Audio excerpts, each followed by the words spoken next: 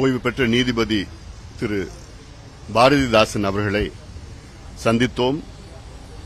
தமிழ்நாட்டில் 69 விழுக்காடு இடஒதுக்கீட்டை காப்பாற்றப்பட வேண்டும். அதற்கு ஆணையம் தமிழக அரசுக்கு பல பரிந்துரைகளை செய்ய வேண்டும். தமிழ்நாட்டில் சாதிவாரி கணக்கெடுப்பு நடத்தப்பட வேண்டும். அதிலும் குறிப்பாக பீகார் மாநிலத்தில் நடத்தப்பட்ட அந்த இந்தியன் ஸ்டாட்டிஸ்டிக்கல் ஆக்ட் 2008 அந்த சட்டத்தின் கீழ் அங்கே கணக்கெடுப்பு நடத்தி அது பீகாருடைய உயர்நீதிமன்றம் அதை அனுமதித்திருக்கிறது. அதேபோன்று தமிழ்நாட்டில் உடனடியாக எடுக்க வேண்டும். இல்லையேன் தமிழ்நாட்டில் 69 விழுக்காடு இடஒதுக்கீடு உச்சநீதிமன்றத்தால் ரத்து செய்யப்படும். இந்த ஆபத்து நிலவிக் கொண்டிருக்கிறது. இந்த 69 விழுக்காடு இடஒதுக்கீட்டிற்கு மேல் கத்தி தொங்கிக் கொண்டிருக்கிறது. 2010 உச்சநீதிமன்றம் இந்த வழக்கு போன பிறகு உச்சநீதிமன்றம் தலைமை நீதிபதி அவர்கள் 2010 தமிழ்நாட்டிற்கு ஏன் 69 விழுக்காடு இடஒதுக்கீடு கொடுக்க வேண்டும், இன்னும் ஓராண்டிற்குள் தமிழக அரசு ஜாதிவாரி கணக்கெடுப்பு நடத்தி டேட்டாவை தரவுகளை கொண்டு வர வேண்டும், ஓராண்டிற்குள் கொண்டு வர வேண்டும் என 2010 உச்சநீதிமன்றம் தீர்ப்பு கொடுத்தார்கள். ஆனால் அதன் பிறகு எந்த அரசும் நடவடிக்கை எடுக்கப்படவில்லை. இப்பொழுது இந்த வழக்கு உச்சநீதிமன்றத்தில் மீண்டும் வந்திருக்கிறது. இந்த வழக்கை உச்சநீதிமன்றம் என்றைக்கு வேணாலும் எடுக்கலாம். எடுத்தார்கள் என்றால் அவர்கள் கேட்கின்ற முதல் கேள்வி, தமிழ்நாட்டிலே டேட்டா இருக்கிறதா, தரவுகள் இருக்கிறதா, ஏன் 69 விழுக்காடு தொடர வேண்டும் என்று தரவுகள் இருக்கிறதா என்று கேட்பார்கள். நிச்சயமாக இல்லை. பழைய தரவுகள் தான் இருக்கிறது, புதிய தரவுகள் இல்லை. இதற்கு முதலமைச்சர் அவர்கள் உடனடியாக இந்தியன் ஸ்டாட்டிஸ்டிக்கல் ஆக்ட் படி சர்வே எடுக்க வேண்டும். முதலமைச்சர் சொல்றாரு எங்களுக்கு அதிகாரம் இல்லைன்னு. அது தவறானது. அது சட்டமன்றத்துக்குள்ள சொல்றது இன்னும் தவறானது. தமிழ்நாடு அரசுக்கு முழு அதிகாரம் இருக்கிறது. இந்த அதிகாரம் இருக்கிறது என்று உச்சநீதிமன்றம் அவர்கள் தீர்ப்பில் 2 முறை சொல்லியிருக்கின்றார்கள். நான் சொல்லல. தமிழக அரசுக்கு தரவுகளை சேகரிக்க அதிகாரம் இருக்கிறது என்று உச்சநீதிமன்றம் 2 முறை தீர்ப்பு வழங்கியிருக்கிறது. ஒரு தீர்ப்பு 2010, அடுத்த தீர்ப்பு 2022. இந்த 2 தீர்ப்பிலும் உச்சநீதிமன்றம் தெளிவா சொல்லியிருக்கிறாங்க, தமிழக அரசுக்கு கணக்குகள் எடுக்க, தரவுகள் எடுக்க அதிகாரம் இருக்கிறது என்று. ஆனால் முதலமைச்சர் சட்டமன்றத்தில் எங்களுக்கு இல்ல, அதிகாரம் இல்ல, மத்திய அரசு தான் எடுக்கணும். மத்திய அரசு எடுக்கிறது சென்சஸ், நாங்க கேட்கறது சர்வே. எது எடுத்தாலும் கணக்கெடுப்பு தான். சர்வே எடுத்தாலும் கணக்கெடுப்பு தான், சென்சஸ் எடுத்தாலும் கணக்கெடுப்பு தான். சென்சஸ் எடுத்தா கணக்கெடுப்பு முழுமையா வராது. இது தேசிய மத்திய அரசு எடுக்கிறதுனா அந்த கணக்கெடுப்பு முழுமையா வராது. நாங்க கேட்கறது சர்வே எடுத்து மாநில அரசு எடுத்தாதான் அது முழுமை அடையும். இப்போ ஒரு உதாரணம், மலை குறவர் சமுதாயம் இருக்கு. இந்த மலை குறவர் சமுதாயம் தமிழ்நாட்டில் எத்தனை பேர் இருக்கிறாங்க இன்னைக்கு வரைக்கும் தெரியாது. அவங்க என்ன நிலையில இருக்கிறாங்கன்னு தெரியாது.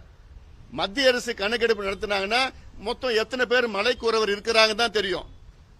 ஆனா மாநில அரசு எடுத்தாங்கன்னா, சர்வே எடுத்தாங்கன்னா அந்த மலை குறவர்களுக்கு வீடு இருக்கா, படிச்சிருக்கிறாங்களா, எத்தனை பேர் வேலைக்கு போயிருக்கிறாங்க, எங்கெங்க இருக்கிறாங்க, அரசு வேலையில் எத்தனை பேர் இருக்கு, நிலம் இருக்கா, எல்லாமே எடுக்கிறது சர்வே. இது மாநில அரசு தான் எடுக்கணும். அப்போ ஒரு முதலமைச்சர் நான் எடுக்க மாட்டேன், அதிகாரம் இருந்தும் நான் எடுக்க மாட்டேன்னு சொல்றாருன்னா, அப்போ ஸ்டாலின் அவர்களுக்கும் சமூக நீதிக்கு சம்பந்தம் இருக்கா? இல்லையே. சமூக நீதியை பத்தி பேசாதீங்க. இந்நேரம் கலைஞர் அவர்கள் இருந்திருந்தாருன்னா ஒரு நிமிடம் கூட யோசிக்க மாட்டார். அடுத்த நிமிடமே கையெழுத்து போட்டு இன்னைக்கு கணக்கெடுப்பு நடத்துங்கன்னு சொல்லியிருப்பார். ஏன்னா கலைஞர் அவர்கள் உண்மையிலே சமூக நீதி உணர்வு அதிகம் இருந்தது. ஆனா அவருடைய மகன் ஸ்டாலின் அவர்களுக்கு சமூக நீதி உணர்வு இருக்கா இல்லையான்னு எங்களுக்கு சந்தேகமா இருக்கு. அவரை பாக்குறப்பெல்லாம் ஒரு முறை நான் இது வரைக்கும் 3-4 முறை பார்த்திருக்கிறேன். பாக்குறப்ப நிச்சயமா நாங்க செய்வோம் நிச்சயமா செய்வோம்னு சொல்லியிருக்கிறார். ஆனா இப்ப சமீபத்தில் சட்டமன்றத்தில் எங்களால முடியாதுன்னு சொல்றதுக்கு என்ன காரணம்? கடந்த 2 ஆண்டு காலமா நாங்க பார்த்திருக்கிறோம். எங்க மருத்துவர் ஐயா பாக்குறாரு, நாங்க எங்களுடைய சட்டமன்ற உறுப்பினர்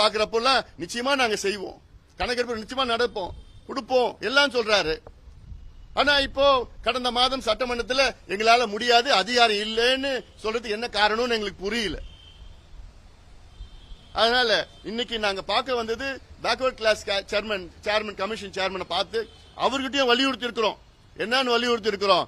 69 விழுக்காடு இடஒதுக்கீடை காப்பாத்துங்க, 10.5 இடஒதுக்கீடு கொடுங்க. ஏன்னா அவருக்கும் தெரியும், அவர் நீதி அரசர், ஓய்வு பெற்ற நீதி அரசர், அவருடைய சட்டங்கள் எல்லாம் தெரியுது. ஏன்னா தமிழ்நாடு பேக்வர்ட் கிளாஸ் கமிஷனுக்கு எல்லா அதிகாரமும் இருக்கு, எல்லா அதிகாரமும் இருக்கு. ஆமா, இப்போ இன்னொன்னு, தமிழ்நாடு இப்போ பேக்வர்ட் கிளாஸ் கமிஷன் வந்து புதுசா அது புது தலைவர் இந்த கமிஷன் புதுசா தொடங்கி இருக்கிறது வந்து 2022 நவம்பர் மாதம். அது இல்லாம ஆமா 2023 ஜனவரி மாதத்தில் அடிஷனல் டேர்ம்ஸ் ஆஃப் ரெஃபரன்ஸ் கொடுக்கறாங்க. அதுல வந்து உச்சநீதிமன்ற தீர்ப்பை சொல்லியிருக்கிறாங்க.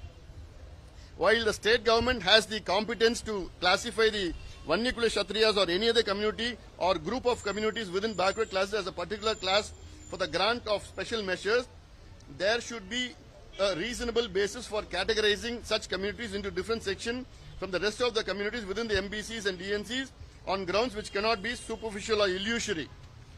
The Commission shall examine the demands for internal reservation within the most backward classes and denotified communities in the light of observation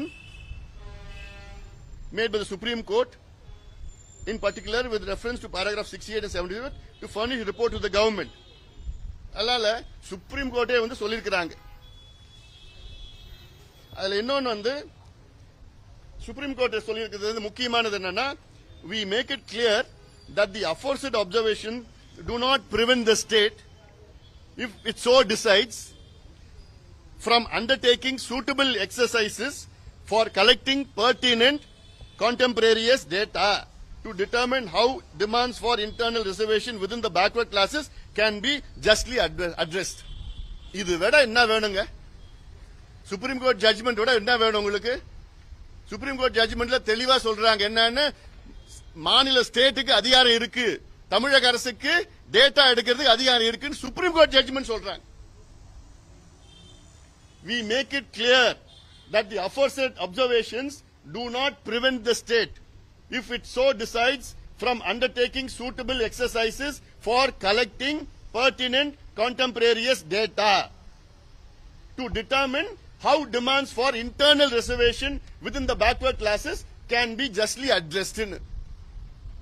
அப்ப என்ன முதலமைச்சருக்கு புரியலன்னு தெரியல, சீஃப் செக்ரட்டரிக்கு என்ன புரியல, எதுக்கு இந்த டேர்ம்ஸ் ஆஃப் ரெஃபரன்ஸ், அப்புறம் யாருக்கு என்ன புரியல? அப்ப எதுக்கு முதலமைச்சர் சட்டமன்றத்தில் பொய் சொல்றாரு?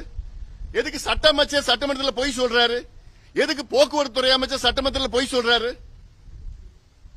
அப்ப சமூக நீதி மேல உங்களுக்கு நம்பிக்கை இல்லையா?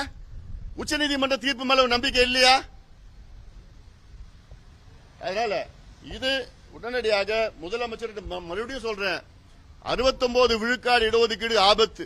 ஜெயலலிதா அம்மையார் இருந்த காலத்துல அவங்க வந்து இந்த 69 விழுக்காடு இடஒதுக்கீட்டை 9வது அட்டவணையில அரசியல் சாசனத்தில் 9வது அட்டவணையில வந்து அது பாதுகாப்பு கொடுத்திருக்கிறாங்க. கான்ஸ்டிடியூஷனல் அங்க ப்ரொடெக்ஷன் வந்திருக்குது அதுல.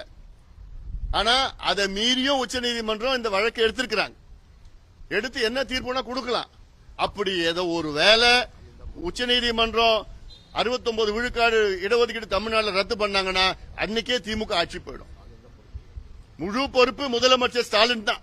ஏன்னா இன்னொன்னு, வரலாற்றுல ஸ்டாலின் அவர்கள் பேர் வந்து அவ்வளவுதான், வரலாற்றுல எழுத வேற மாதிரி எழுதுவாங்க. இவ்வளவு நான் மீண்டும் மீண்டும் சொல்லிட்டு இருக்கிறேன், இது முக்கியமான பிரச்சனை நான் சொல்லிட்டு இருக்கிறேன் நான். இது ஆனா இத பத்தி ஏதோ ஒண்ணு, அது ஒரு சுத்தி முதலமைச்சர் ஸ்டாலின் அவர்களை சுத்தி இருக்கிற 4-5 அமைச்சர்கள் இருக்கிறாங்க, அவங்களுக்கும் சமூக நீதிக்கு சம்பந்தம் கிடையாது. இவங்க எல்லாம் வியாபாரிகள், வணிகர்கள். அவங்க வந்து முதலமைச்சரை வந்து தவறான வழியில வழி நடத்திட்டு இருக்கிறாங்க. அது கொண்டு வந்தா இப்படி ஆயிடும், அப்படி ஆயிடும், இந்த அரசியல் வந்துடும், இவ்வளவு சீட்டு கேட்பாங்க, அது கேட்பாங்க.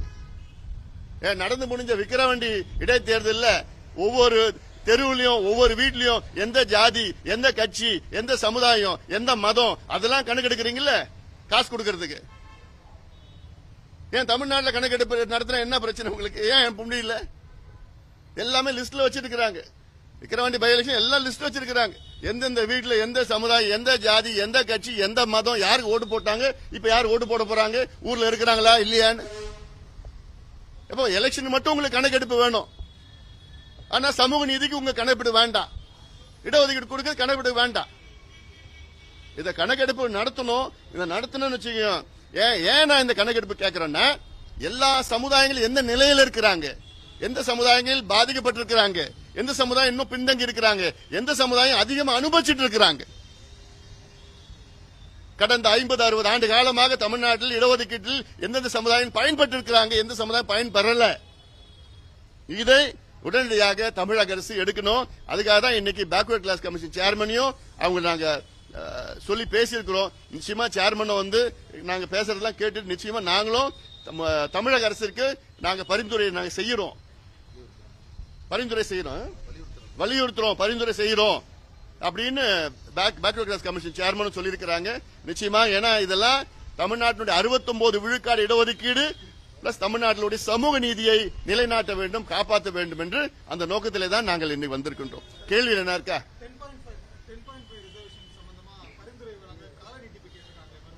என்ன கேட்டிருக்காங்க? இல்ல அது 10.5 மட்டும் கிடையாது. இல்ல அதாவது பேக்வர்ட் கிளாஸ் கமிஷன் வந்து பாத்தீங்கன்னா 2022 நவம்பர் மாதம் வந்து புதுப்பிக்கப்பட்டது. அதன் பிறகு 3 மாதம் கால அவகாசம் கொடுத்தாங்க. அதுக்கப்புறம் இன்னொரு 3 மாதம் கொடுத்தாங்க. அப்புறம் 6 மாதம் கொடுத்தாங்க. இப்ப ஒரு ஆண்டு கேட்கறாங்க. இல்ல ஆனா பேக்வர்ட் கிளாஸ் கமிஷன் வந்து என்ன பண்ணிருக்காங்க, தமிழ்நாடு அரசிடம் எங்களுக்கு டேட்டா வேணும்னு 2023 என்ன மாசம் இருக்கும், அது 23 தான் அந்த ஜனவரி மாசம் கேட்டோம், மார்ச் பிப்ரவரி மாதம் 2023ஆம் ஆண்டு பிப்ரவரி மாதமே வந்து தமிழக அரசிடம் பேக்வர்ட் கிளாஸ் கமிஷன் வந்து எங்களுக்கு டேட்டா கொடுங்கன்னு சொல்லியிருக்கிறாங்க. தமிழக அரசு இன்னி வரையும் டேட்டா கொடுக்கல.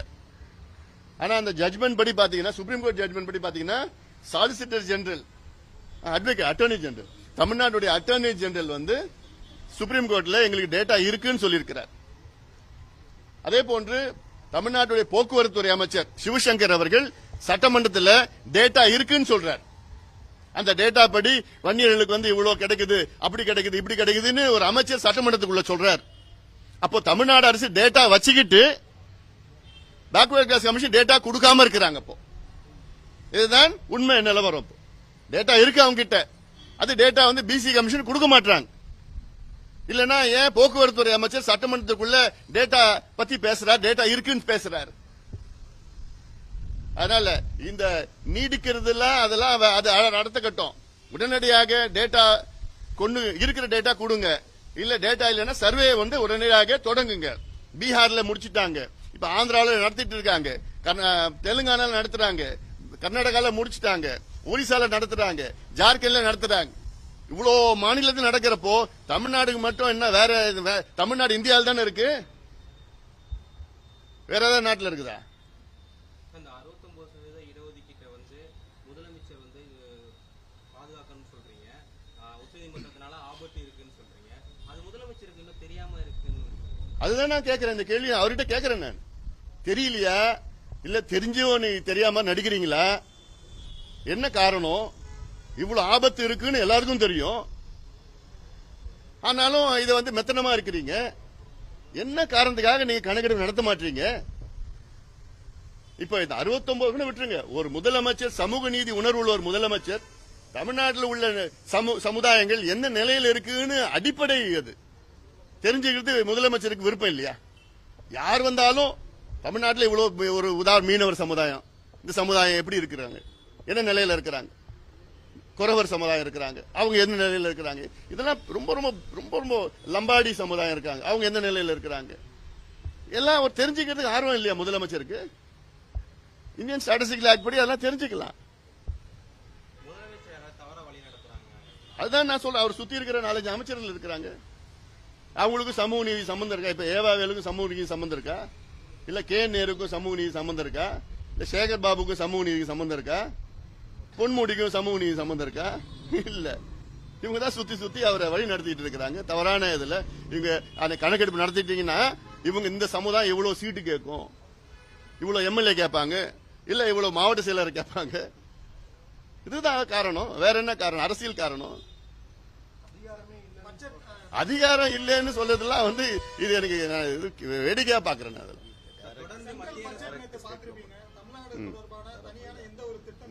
அதான் இன்னொன்னு வந்து கூட்டணி கட்சியில் இருக்கக்கூடிய மாநிலங்கள், குறிப்பா இப்ப ஆந்திராவா இருக்கட்டும், பீகாரா இருக்கட்டும், அவங்களுக்கு ஒதுக்கக்கூடிய நிதி ரொம்ப பெரிய அளவுல இருக்கு. இதை கவனிச்சிங்களா? அதாவதுங்க, மொத்தம் இந்த பட்ஜெட் வந்து பாத்தீங்கன்னா 48 லட்சம் கோடி ரூபாய் பட்ஜெட். இந்த 48 லட்சம் கோடி ரூபாய் பட்ஜெட் தமிழ்நாடு எதுவும் வந்திருக்காதா? தமிழ்நாடுக்குன்னா தனியாக அது பேர் சொல்ல முடியாது. எல்லா மாநிலத்திலும் பேர் சொல்லிட்டு இருக்க பட்ஜெட்ல. ஒரு பட்ஜெட்னா இந்தியாவுக்கு பொதுவானதான் பட்ஜெட். தமிழ்நாடுக்கு இதுதான், கேரளாவுக்கு இதுதான், கர்நாடகாவுக்கு இதுதான் அப்படின்னு ஒவ்வொரு மாநிலத்திலும் பேர் சொல்ல முடியாது. இன்னொன்னு, தமிழ்நாடுக்கு பாத்தீங்கன்னா இப்போ ரயில்வே பட்ஜெட் எடுத்துங்க, 2 லட்சத்தி, இப்ப நான் என்ன பண்ணுவாங்க, இதுதான் பேசுவாங்க. நான் இதுக்கு வந்து இது சம்பந்தமா நான் நாளைக்கு பேசுறேன். ஏன்னா இதுதான் முக்கியம் எனக்கு. ஆமா, இதுதான் முக்கியம். நீங்க அதுக்கு நான் அப்புறம் நாளைக்கு பேசுறேன். ஏன்னா ரயில்வே திட்டம் வந்து 2,62,000 கோடி தமிழ்நாடுக்கு போன கடந்த ஆண்டு ரயில்வே நிதி விட இந்த ஆண்டு அதிகமா வந்திருக்கு. இப்ப 100 இண்டஸ்ட்ரியல் பார்க் இந்தியாவில் தொடங்குறாங்க. அதுல தமிழ்நாடு வராதா என்ன? எல்லாம் இருக்குது. தமிழ்நாட்டுக்கு பட்ஜெட்ல பேர் வந்திருக்கணும்னா தமிழ்நாட்டில் எப்படியாவது எங்களுக்கு ஒரு 25 MP ஜெயிச்சு கொடுத்திருக்கணும். காரணம் எல்லாம் இல்ல, சொல்றேன் நான், சும்மா ஒரு இதுவா சொல்றேன்.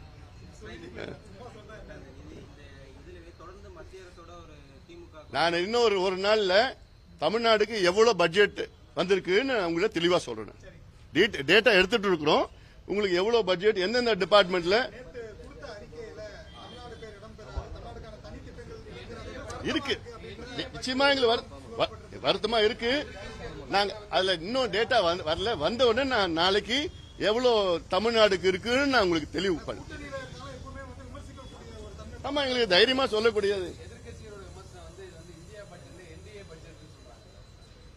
இப்போதைக்கு இந்த பிசி 69% பத்தி சொல்லுங்க. இதுதான் முக்கியம். இது பத்தி எது பத்தி ஹைலைட் பண்ணுங்க தெரியும் எனக்கு. திமுகவுக்கும் மத்திய அரசுக்கு இடையில எப்பவுமே ஒரு சின்ன மோதல் போக்கு நீடிச்சுட்டே இருக்கு. அதாவது இந்த 10.5% இடஒதுக்கீடு காரணமாக காட்டி சாதிவாரி கணக்கெடுப்போ நீங்க சொல்ற மாதிரியான டேட்டாஸ் கலெக்ட் பண்றதை வந்து ஒரு டூலா யூஸ் பண்ணலாம். மத்திய அரசுக்கு எதிராக நான் இந்த 10 புள்ளி மட்டும் சொல்லிருந்தேன். 69 விழுக்காடு சொல்லிட்டு இல்ல. இப்ப நான் இங்க சொல்றது வந்து 69 விழுக்காடு இடஒதுக்கீடு ஆபத்து வந்திருக்கு. இப்ப முதலமைச்சர் நடவடிக்கை எடுக்கலாம். எப்ப நடவடிக்கை எடுக்க போறாரு தெரியல எனக்கு. மத்திய அரசுக்கு எதிரான ஒரு டூலா யூஸ் பண்றாங்க. இது எதிரான இவருக்கு அதிகாரம் இருக்கு. இந்த அதிகாரத்தை பயன்படுத்தணும் தானே. மத்திய அரசுக்கு என்னங்க? மத்திய அரசு எப்போங்க இப்போ சென்சஸ் எப்ப எடுக்க போறாங்க? இல்ல, வலியுறுத்தல நாங்க பண்ண போறோம். அது எங்க கடமை, நாங்க பண்ண போறோம். உனக்கு அதிகாரம் இருக்கு, நீ அதை பயன்படுத்த வேண்டியதானே. நிச்சயமா பண்ண போறோம். அது வேற. மத்திய அரசு எப்ப எடுக்க போறாங்க? சென்சஸ் எப்ப எடுக்க போறாங்க? 2026 தான் எடுக்க போறாங்க. ஆமா, கரோனால 21 எடுக்கல, 26 தான் எடுப்பாங்க. அப்ப 26 வரைக்கும் காத்துட்டு இருக்கணும் நம்ம. அதுக்குள்ள உச்சநீதிமன்றம் தீர்ப்பு வந்துருச்சுன்னா என்ன ஆகும்? அதனால அதிகாரம் வச்சிருக்கிறாங்க. பீகார்ல அதிகாரத்தை வச்சு எடுத்தாங்க. ஏன் உங்களுக்கு என்ன பிரச்சனை? ஏன் எடுக்க மாட்டீங்க?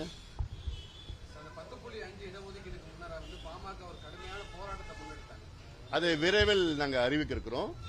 கடுமையாக பல 10.5 மட்டும் கிடையாது, 69 விழுக்காடு காப்பாற்றுறதுக்கு போராட்டங்கள் நாங்க அறிவிக்க இருக்கிறோம். விரைவில் நாங்க அறிவிக்க போறோம். ஏன்னா இது வந்து ஏதோ ஒரு ஜாதி பிரச்சனை கிடையாது, சமூக நீதி பிரச்சனை. இது எல்லா சமுதாயத்தை சார்ந்த பிரச்சனை. தமிழ்நாட்டினுடைய அதாவது இன்னைக்கு தமிழ்நாடு வந்து ஓரளவுக்கு முன்னேறிய மாநிலமா இருக்கிற காரணம் வந்து தமிழ்நாட்டில் வந்து இவ்வளவு காலமா தந்தை பெரியார் அவர்கள் போன்றவர்கள் எல்லாம் போராடி பெற்ற சமூக நீதி. அதை வந்து இன்னைக்கு திமுக அரசு காத்துல பறக்க விட்டுட்டு இருக்காங்க. ஆனா வசனம் மட்டும் பேசிட்டு இருக்காங்க.